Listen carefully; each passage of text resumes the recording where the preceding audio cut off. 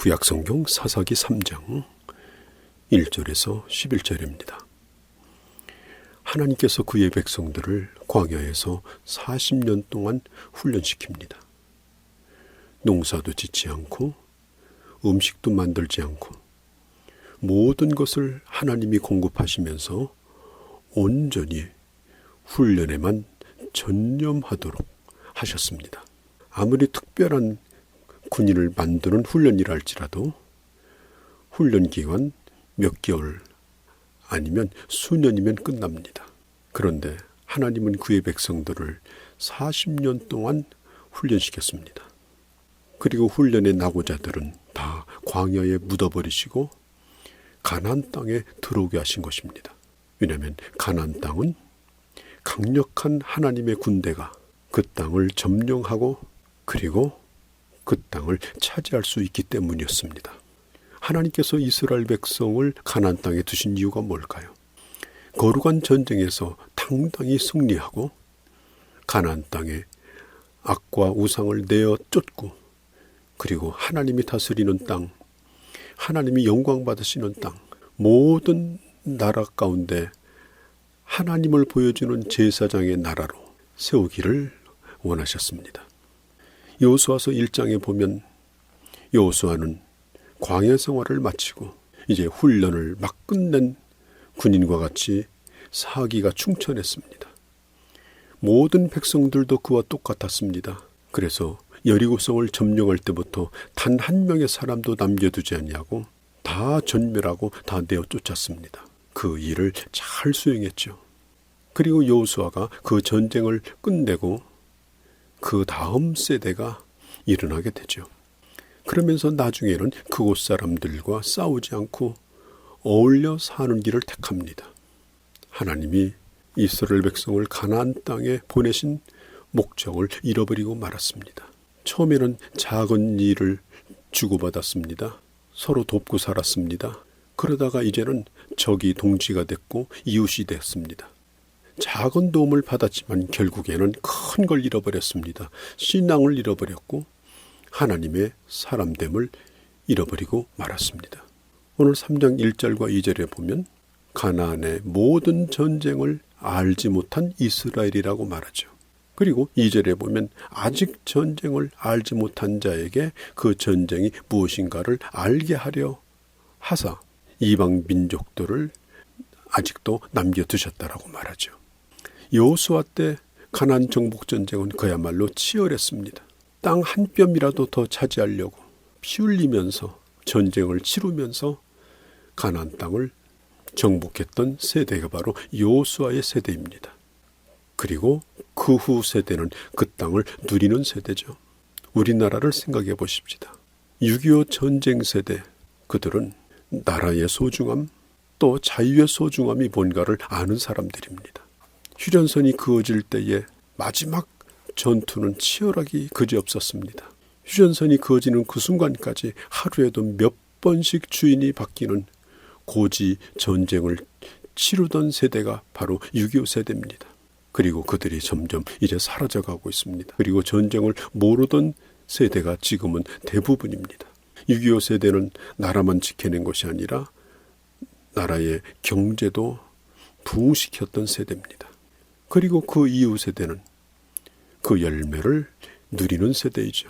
그러면서도 불안한 평화를 누리고 있는 중입니다. 지금 우리 현실을 보면 심지어는 적이 누구인가도 분간도 못하는 사람들이 많습니다. 어떤 사람은 심지어 저 미국의 맥어더 장군이 유엔 사령관이 인천 상륙작전을 하지 않았다면 빨리 통일이 됐을 터인데 나라를 영원히 분단시킨 그 원수가 바로 맥어더다, 이렇게 말하는 사람도 있습니다. 그들이 원하는 통일이 뭐고 그들이 원하는 하나된 나라가 무엇이었겠습니까? 지금은 심지어 적이 누군가 분간도 못하는 세대들이 많습니다. 전쟁이 어떻게 시작됐는지 어떻게 해서 이 땅이 지켜졌는지도 알지 못하고 그리고 그 열매를 따먹으면서 정신이 점점점 무뎌져 가고 있습니다. 특별히 더 두려운 것은 그 전쟁의 성격이 무엇이었는가, 그 이유를 모릅니다. 왜 그 전쟁을 했는가, 왜 많은 나라들이 피 흘리면서 이 땅에서 죽어갔는가? 그 이유를 모릅니다. 꼭 싸웠어야만 하느냐? 의문을 가지는 세대도 있습니다. 지금 가나안 정복 전쟁에도 마찬가지입니다. 여호수아가 죽고 나서 그 이후 세대가 묻는 겁니다. 이 가나안을 이렇게 정복을 할 필요가 뭐 있는가? 여러분, 가나안 정복은 땅을 차지하기 위해서가 아닙니다. 전리품 때문도 아닙니다. 죄와의 싸움입니다. 우상과의 싸움입니다. 왜냐하면 그 땅에 거룩한 나라를 세우기 위해서, 제사장의 나라를 세우기 위해서 그 싸움은 불가피한 것이었습니다. 가나안 정복 전쟁은 구테타나 정변이 결코 아닙니다. 오늘 이 시대가 이 구테타로 정권이 바뀌면 그 정당성이 떨어지죠. 그래서 기존 세력과 손을 잡고 문화니 또 체육활동이니 이런 걸 통해서 사람들을 구슬려가면서 그 정권을 유지하고자 하죠. 여러분, 이스라엘 백성들이 가나안 땅에 들어온 것은 정변이나 구테타가 아닙니다. 그 땅에 있는 사람들을 구슬려서 적당히 공존하기 위해서 전쟁을 한 것이 아닙니다. 새로운 하나님의 나라, 새로운 시대를 열기 위해서입니다. 이것은 영적이고 도덕적인 싸움이었습니다. 여호수아 이후 시대의 사람들이 이제 가나안 땅에 익숙해져 갑니다. 싸움의 대상이 누구인지 분명히 알아야 합니다. 여러분, 지금은 어지간한 것은 죄가 되지 않는 시대죠. 그게 왜 문제가 되느냐? 그게 왜 잘못하는 거냐? 윤리적으로 도덕적으로 문제를 삼지 않습니다. 누가 뭘 해도 이제는 하지 말라고 말할 수 없는 그런 시대가 되었습니다. 그것은 개인의 자유라고 말하죠. 사람들이 무슨 죄냐? 이건 개인의 문제다. 자유다. 세상의 잣대를 가지고 보면 그것이 멋져 보이고 영화 한 장면, 문학작품의 한 장면 같아 보이지만 결국은 망하는 것입니다. 가나안 땅 주변에 있는 악한 자들을 하나님께서 그들을 두어서 죄의 무서움, 죄가 얼마나 무서운 것인가, 하나님은 이스라엘 백성에게 지금 경고를 보내십니다. 오늘 성경에 보면은 6절에 이스라엘 백성들은 가나안 사람들과 결혼을 하기 시작합니다. 그 결혼은 거래 수단이었습니다. 서로 이익을 챙기기 위해서, 그리고 서로 충돌을 막는 하나의 예방조치 차원에서 하는 결혼이었습니다. 또 어떤 불상사가 있을 때 그래도 보장을 받을 수 있는 보험 성격을 가지고 있었습니다. 이런 결혼이 만연해지고 혼혈 쪽이 생기고 이스라엘도 아니고 가나안도 아니고 다른 제3세계가 또 생깁니다. 그들의 신까지 서로 주고받습니다. 이제는 싸울 필요가 없는 시대가 되었죠. 여러분, 좋은 시대가 온 겁니까?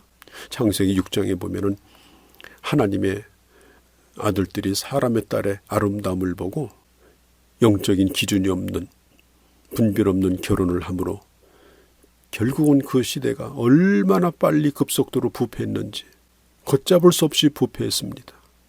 그래서 성경은 뭐라고 말하느냐? 영혼 다 죽어버리고 육체가 되었더라. 이제는 영혼이 살아있는 사람이 사는 세상이 아니라 고깃덩어리만 굴러다니는 육체가 되어버린 그런 세상이 되어버렸습니다.